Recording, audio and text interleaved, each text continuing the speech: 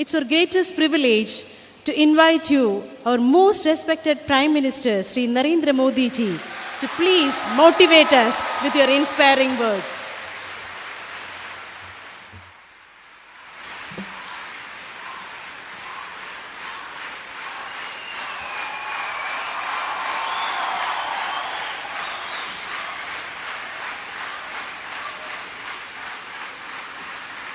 नमस्कार।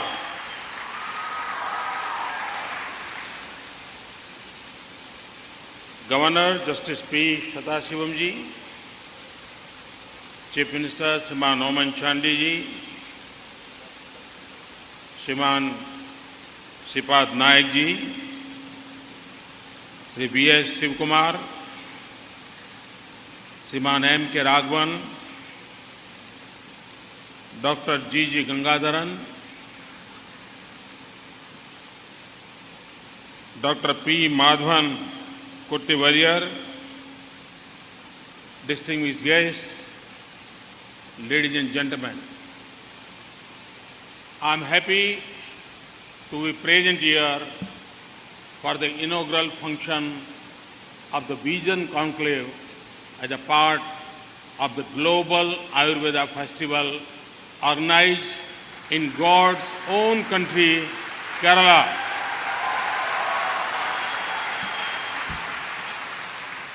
Kerala is the hub of traditional Ayurveda. This is not only due to the long uninterrupted practice of Ayurveda in this state, but also due to the global popularity of its authentic medicines and therapies, and now the vast, fast-growing network of health resorts and hospitals of Ayurveda. I have been informed that the 5-day Global Ayurveda Festival has turned out to be excellent in terms of participation and projection of the various facets of Ayurveda.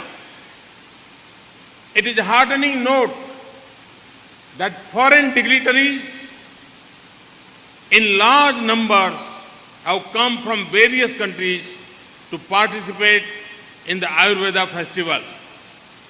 I am sure that participation in this festival will provide a lot of impetus to the spread of Ayurveda. In India, we have had a long, great tradition of saints and hermits who evolved our own indigenous system of healthcare like Ayurveda, Yoga and Siddha. Over time, we also interacted with different civilizations and assimilated other systems of medicine as well. All these systems were based on the philosophy of Sarve Bhavantu Sukhinah, Sarve Santu Niramaya. That is, all should remain happy, all should remain healthy. Ayurveda is generally defined as a science of life by translating Ayur as life and Veda as science. Sushrut defines health as Samadosha, Samagni, Samadhatu, Malakriyaha, Prasanna Atma Indriya Manaha Swasto, Iti Midhiyate. This means that health is balanced when all three dosas are bioenergy and Agni or metabolic process are balanced and excretions are in proper order. When Atman or soul, senses, mana or intellect are in harmony with internal peace, swastha or optimal health is achieved. Compare this with the definition of health that the World Health Organization uses. Health is a complete state of physical, mental, and social well-being, and not merely the absence of disease or infirmity. So we see how strongly the principles of Ayurveda are aligned with the definition of health propagated by the WHO. Health is the complete state of well-being and not the absence of disease. Today, Ayurveda is relevant globally because of its holistic and comprehensive approach to health. The Ayurvedic Dincharya or daily schedule helps to bring about peace and harmony in one's life. Ayurvedic daily life routines are meant to enhance the total health of human being, both mental and physical. What are the great health challenges that the world is facing today? Non-communicable disease, lifestyle-related diseases like hypertension, diabetes, cancer have become the greatest health challenges. WHO estimates that non-communicable diseases kill about 38 million people each year, and almost 3/4 of NCD deaths, that is 28 million, occur in low and middle income countries. It is in managing these that Ayurveda offers solutions. The long tradition of saints and hermits who created Indian systems of healthcare like Ayurveda, Yoga and Siddha believes in a harmonious relationship with nature. These systems try to create balance and preserve health through eco-friendly practices and sustainable sources of medicinal herbs. Unfortunately, the real potential of Ayurveda is untapped because of many reasons. Most importantly, because of inadequate scientific scrutiny and concerns regarding standards and quality. If these issues are addressed properly, I'm sure Ayurveda can provide solution to many health problems. India can be a leader in making affordable, holistic healthcare available to the world. What can we do and what are we doing to address these issues? Our government is fully committed to promotion of Ayurveda and traditional systems of medicine. As soon as this government was formed, the Department of Ayush was upgraded to the status of a full ministry in the Government of India. The National Ayush Mission has been started to promote Ayush medical system through cost-effective Ayush services, strengthening of educational system, facilitating the enforcement of quality control of Ayurveda, Siddha and Unani and homeopathy drugs and sustainable availability raw materials. For quality control of Ayush drugs, steps are being taken to bring regulatory amendments for effective enforcement and strengthening the regulatory framework at the central and state levels. Creating a vertical structure for Ayush drugs and central drug standard control organization, control over misleading advertisements and extension of financial support to the states under National Ayush Mission for quality control activities are important initiatives that are underway. To ensure credibility of knowledge and skills of yoga experts, a scheme of voluntary certification of yoga professionals has been launched on 22nd June last year during the International Conference on Yoga for Holistic Health.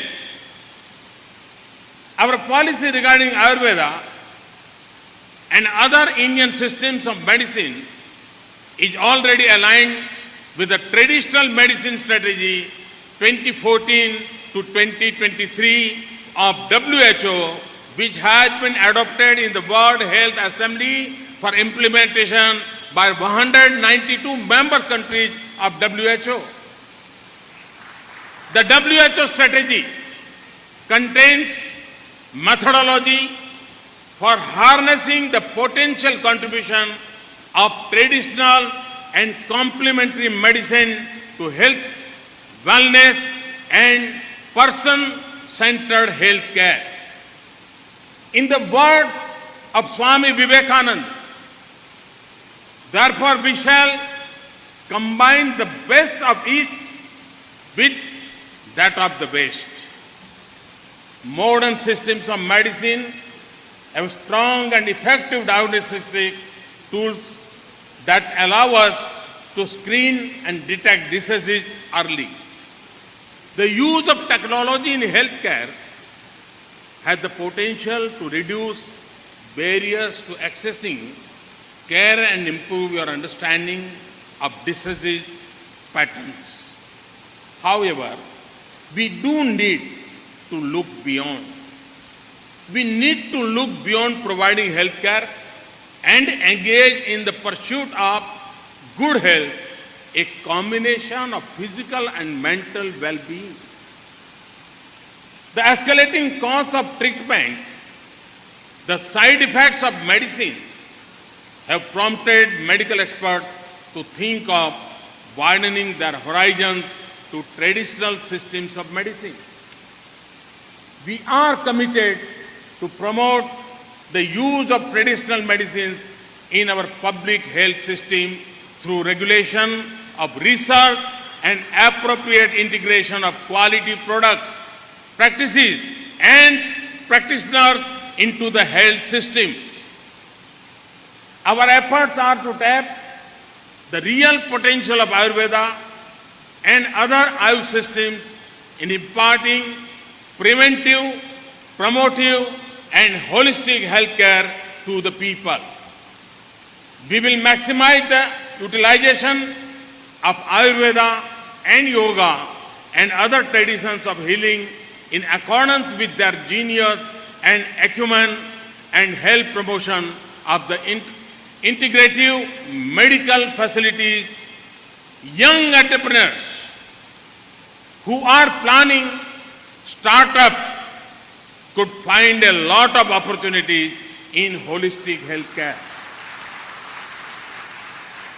In the context of health sector planning, while we think of the utility and contemporary relevance of Ayurveda and other traditional systems, it is also important to ponder over the realities and the challenges faced by these systems.